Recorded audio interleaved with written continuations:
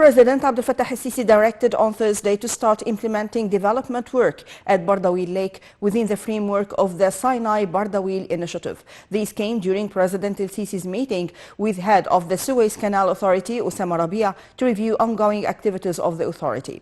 President el-Sisi reviewed the movement of navigation in the Suez Canal, with Rabia saying the new Suez Canal had led to doubling the annual canal revenues to exceed $7.8 billion annually, which has supported the national economy by providing foreign currency.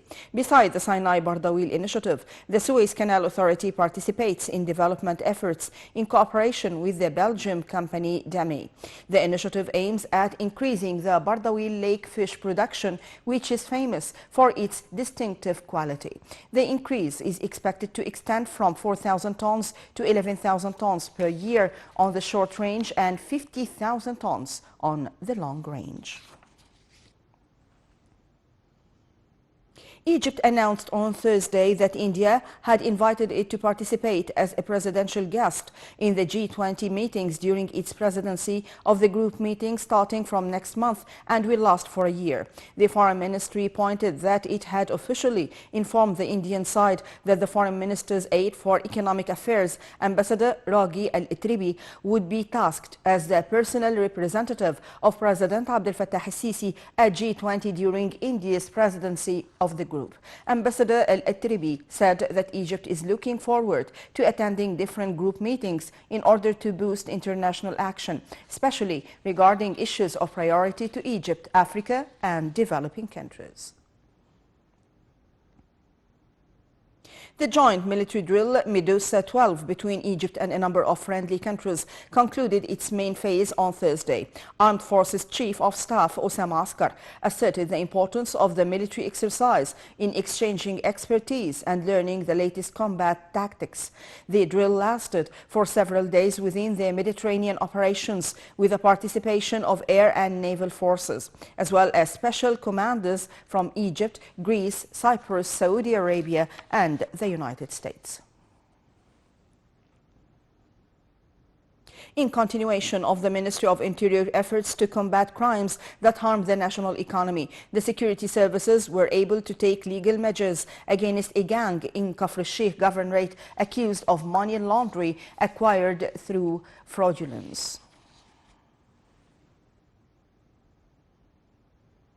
The Foreign Ministry expressed concerns about the assaults on Iraq and Syria by the Turkish and Iranian sides over the past days. The ministry said in a statement that Egypt follows with great concern the repeated attacks witnessed by the two Arab countries of Syria and Iraq over the past days from Iran and Turkey, which violate the sovereignty of each of the two countries. The ministry added that Egypt is following developments with concern round the clock and calls for ensuring de-escalation in order to stop the bloodshed and sparing the region more factors of instability.